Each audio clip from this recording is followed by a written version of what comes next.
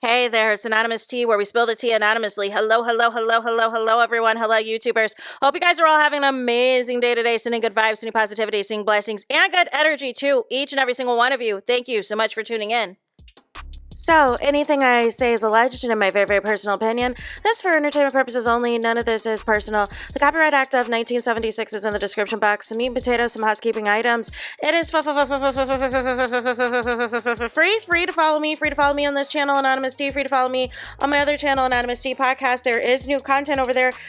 Follow me on the Tickety Talk at Anonymous Tea Podcast. Free to follow me on the Instagram. On the Instagram is at Anonymous Reality Tea. Free to share everywhere. Free to like the video so it gets out to the algorithm. Free to share with your family, your friends, and your foes, and coming or going, hit the like button. So today we got to talk about Dillon Gabriel's fiance being messy, about Shador Sanders, about the Cleveland Browns. No. So as y'all know, I've been on Shador Sanders' watch. He had a second start, his official start with the Browns against the San Francisco 49ers.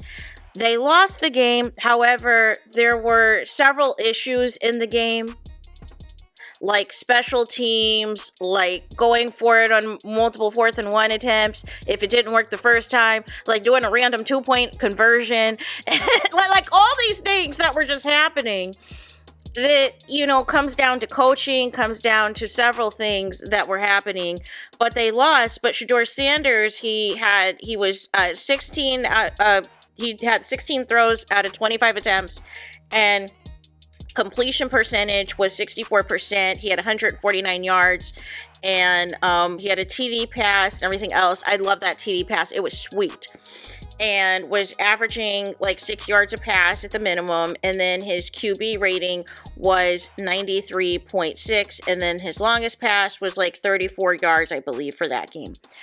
Now, it's weird how people are, switching up and moving the goalposts just to not give Shador Sanders the fair shot that he deserves. And it was interesting because there was a play where it looked like Shador had hurt his ankle. And immediately, Kevin Stefanski puts in Dillon Gabriel. But it turned out Shador was fine and might have just, tweaked something or whatever else, or landed weird. But it wasn't nothing to prevent him from playing in the game. And then the next snap, the next play, the next down, Shador Sanders was right there. But nonetheless, that is not why we are here. We're here because Dillon Gabriel, who, as I last checked, was the backup quarterback. They haven't officially announced who's going to be the starter this week, so we will be tuned in for that. But we have a messy wag on the loose. Wag meaning wife and girlfriends is what they call them, right? The wives and girlfriends, right? And in this social media age, y'all, some of these wags want to be seen. They want to be seen. They want to be famous. They want to be on the marquee. They want to be the superstar. They want to be the one whose name is in your mouth and all of the things. And I have no idea why you're doing all of this for someone who's not even playing. No. But nonetheless, there was a video that she did about, what her game day fit was going to be for the Browns, and doing, what she was going to wear, trying on different outfits, this and that. And also said, Browns lost, what's new, with some laughing emojis. Also made fun of the weather, people coming to see the Browns, everything else. And it's just like, this is your fiance's job. Why would you get on the internet and disrespect the company that your fiance works for, number one, right? So already you're throwing shade. It's different if you or I are throwing shade at the Browns losing or whatever else, because neither of us, we don't work for the NFL. We don't work for any of these NFL teams. We're not representing any of these organizations, but you as the fiance are. So what happened was, There was somebody in the comments that was like, that little comment you made right there is disgusting. The way you're openly racist is so weird, and you wonder why everyone cheered when little Dillon got a little headache and was afraid to play. Nobody in that locker room respects that little dude. Somebody else replied, I'm new here. What did she say that was racist? What video was it? And I don't know what that particular video is that he's referencing, or if she had a messy caption and deleted it, or if he just, has been viewing her content for a while and felt that there was some inappropriate things being said or whatever else and decided to, put that comment under this particular video.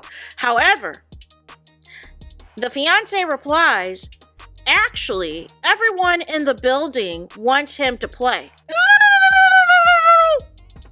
But you wouldn't know that because you've never played in the NFL or been a couch, right? With laughing emojis. I think she meant couch, but she can't spell, so I read it as it says.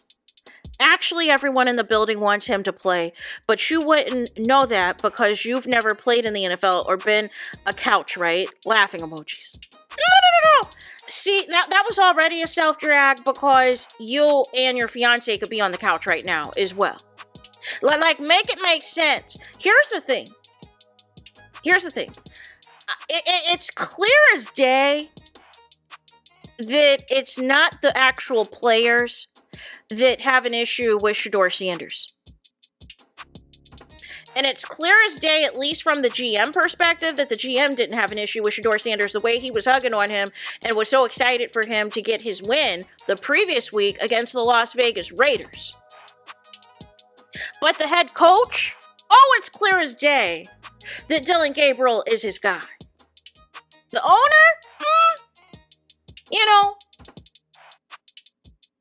that's still up in the air. Although his kids and grandchildren were showing up at one of the games in Shador Sanders' jerseys, as Dillon Gabriel was still the starter of the team.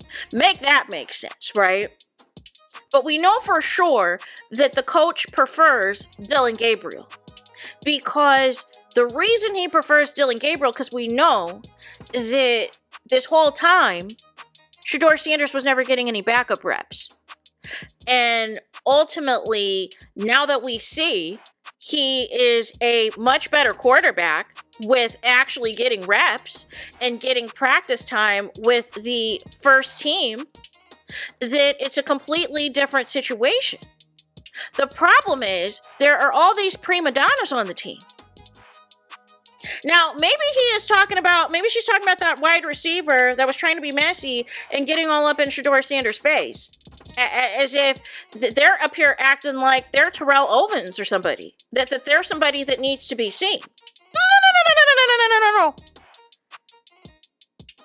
Trying to get buck with a rookie quarterback. But y'all never have that smoke for Dillon Gabriel. But listen, Myles Garrett, who's effectively, to me, the captain of the team, who is effectively breaking all these records and sacks and everything else, is having a Hall of Fame career, even though it's at the expense of being on, a losing team. He's singing Shador Sanders' praises. Several players are singing Shador Sanders' praises. Not once have I heard anybody say, I miss Dillon Gabriel. I wish Dillon Gabriel was my quarterback. And Dillon Gabriel, even when he was announced being the starter, he was throwing shots at Shador Sanders and throwing shade and making references to Shador Sanders' song, but people weren't peeping it. Or the people that were, didn't broadcast it, didn't magnify it to the media outlets. But we have a wag who feels that she is the main character, that she is primetime, that she is everything that the people need to be tuning in to see. And that's not a good look for her fiancé. And I'm curious to see the next press conferences that take place for the Browns. If they ask Kevin Stefanski about the fiancé's comments, if they ask Shador Sanders, if they ask any of the Browns players, specifically Dillon Gabriel, what they think about his fiancé's comments, or are they going to bury it? Are they going to shut it down? so that it doesn't get discussed, so that it doesn't add more life. But this is nothing but a circus. This is everything that people accuse Shador Sanders of being. You know, all, you know, obsessed with social media, trying to have all the attention on him, trying to be arrogant, trying to throw shade, trying to be disrespectful to the team, and all of these things. That was all of the preconceived notions that were out there about Shador Sanders. And I find it interesting that Dillon Gabriel's fiance is able to pop off like this, and it's crickets. It is absolute crickets. Now, I think I saw on the thumbnail the nightcap with Chad Ochocinco and Shannon Sharp did a segment on this, and I think as well Speak Easy, the show with Emmanuel Acho, and I forget the other gentleman off the top, but nonetheless, they both had thumbnails that were referencing and talking about this, and I can imagine that they're saying the same thing, that this obviously is not a good look.